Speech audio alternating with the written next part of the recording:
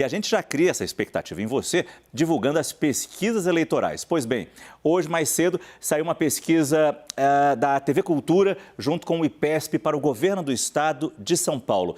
Essa pesquisa mostra a intenção de votos válidos e a gente tem aqui os números de primeiro turno. Fernando Haddad, do PT, aparece com 41% dos votos válidos. Tarcísio Gomes de Freitas, republicanos, 29%. Rodrigo Garcia, do PSDB, 27%, Vinícius Poit, do Novo, 2% e Alves César, 1% dos votos válidos quando são excluídos votos brancos e nulos, exatamente como é contabilizado no dia da votação pela Justiça Eleitoral. Essa pesquisa da TV Cultura e PESP foi registrada na Justiça Eleitoral. Foram ouvidos 1.000 eleitores paulistas por telefone entre os dias 28 e 29 de setembro. Margem de erro, 3,2 pontos percentuais para mais ou para menos, nível de confiança de 95%. A gente percebe de novo aqui, dentro da margem de erro, uma aproximação de Rodrigo Garcia e Tarcísio Gomes de Freitas, que é o mistério que nós temos aqui, Yuri, nessa campanha, né? E é exemplo do que aconteceu 4 anos atrás, Márcio, quando o então ex-prefeito de São Paulo, João Dória, do PSDB, estava garantido no segundo turno e a disputa era entre um desafiante, Paulo Scaff, então pelo MDB, e o então governador Márcio França pelo PSB.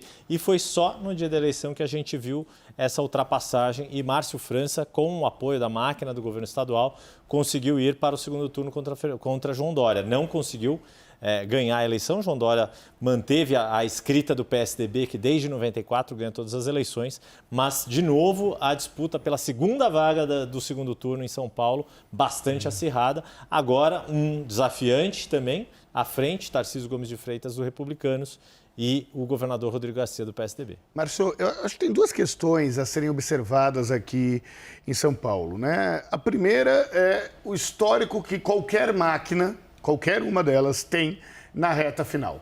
Né? Em geral, tem um dinheiro maior do que os desafiantes, tem uma relação com os prefeitos maiores do que o desafiante. Na comparação aí com 2018, uma outra possibilidade que a gente está explorando pouco nas análises, mas que é o voto útil.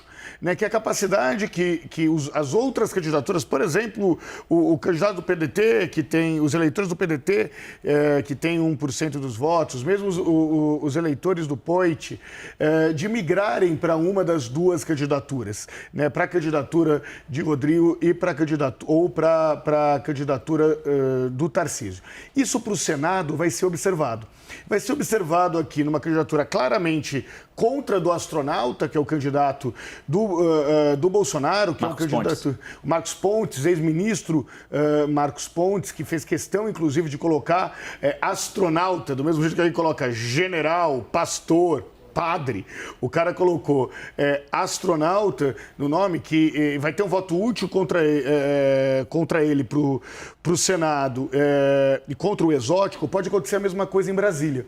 Né? Nós vimos nas últimas pesquisas para o Senado em Brasília um crescimento da Damares, e o que a gente começa a enxergar agora também é um movimento contra o exótico e contra, talvez, essa expressão mais próxima ao perfil lá da ala mais ideológica, Márcio, do governo. Queria fazer uma observação sobre o que o Renato falou, sobre essa questão do uso da máquina. E esse ano vai ser um ano muito interessante para a gente observar isso nas reeleições no Brasil inteiro. Porque é um ano onde você tem muitos candidatos à reeleição com grandes chances de vencer. É um ano que os caixas dos estados estão abarrotados por motivos diversos. Eles receberam de transferências do governo federal com a pandemia, eles pararam de pagar dívidas, teve estado que fez privatização. Isso está favorecendo muitos processos de reeleição, independente da sigla partidária. Você vê assim, né, Yuri, de sul a norte do país. E o Rodrigo Garcia, na verdade, é um dos candidatos que destoa, porque a maioria deles estão assim entre primeiro e segundo.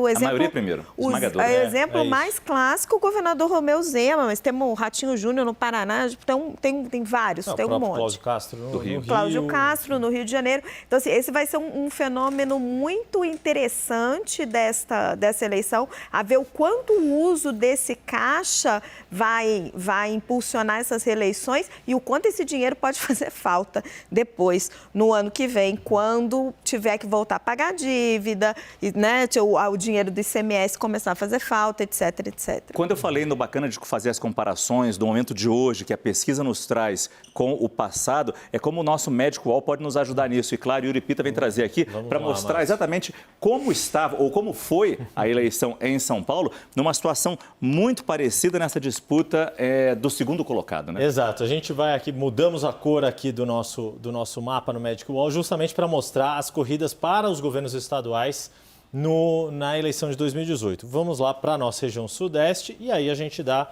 o zoom aqui no estado de São Paulo. Esse foi o resultado. João Dória teve 31%, quase 32% dos votos válidos e Márcio França, 21,5%. A diferença dele para Paulo Scaff não está aparecendo aqui, mas foi de menos de 90 mil votos. Para se ter uma noção, num eleitorado, como a Carla Chaves nos mencionou, de mais de 30 milhões de eleitores. Mas eu queria mostrar aqui, vamos ver se a gente consegue carregar, Márcio, um aspecto que é bem interessante, que é, vamos dar um zoomzinho aqui para o estado de São Paulo, um pouquinho maior, para a gente entender um pouquinho dessas diferenças, como tem algumas situações curiosas. E aí, vamos pedir ajuda da nossa caneta.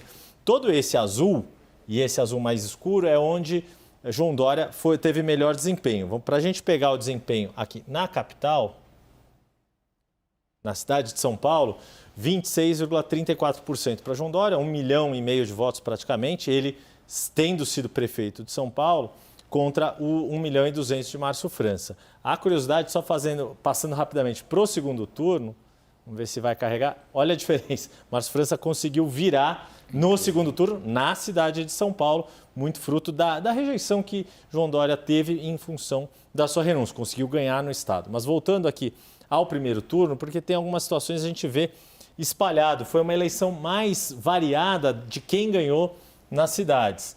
Essa cor aqui, por exemplo, do laranja, que a gente está vendo aqui, são as cidades em que Márcio França ganhou, principalmente porque ele foi prefeito das cidades do litoral. A gente está falando aqui de Mongaguá, ele foi prefeito de São Vicente, que foi... Quero ver achar São Vicente no mapa aí. Está aqui nesse... Vamos dar um zoom então para ajudar o Márcio Gomes aqui. Deixa eu só tirar aqui para a gente. Vamos chegar mais para cima aqui, que o zoom agora foi muito... É muito delicado. Foi muito forte. Mas, se não me engano, São Vicente está aqui? São Vicente. Está lá, 64% dos votos válidos.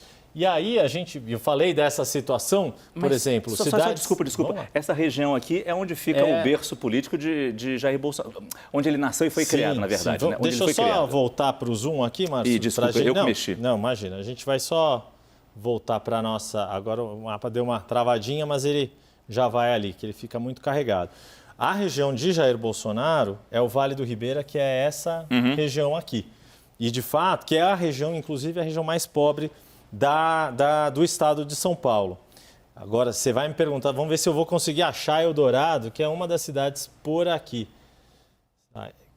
Está aqui por perto, eu não vou conseguir achar na memória aqui, mas depois a gente consegue trazer. Mas é tudo nessa região, em torno da cidade de Registro, que é a principal cidade dessa região do Vale do Ribeira. E aí a gente vê uma pontinha aqui, mas só para a gente continuar o nosso giro, que é onde, por exemplo, Luiz Marinho, que teve uma votação bem baixa, mas o PT ainda tem algum reduto. Por que eu quis mostrar essa história, Márcio? Só vou, para a gente voltar rapidinho aqui e não estourar muito do nosso tempo.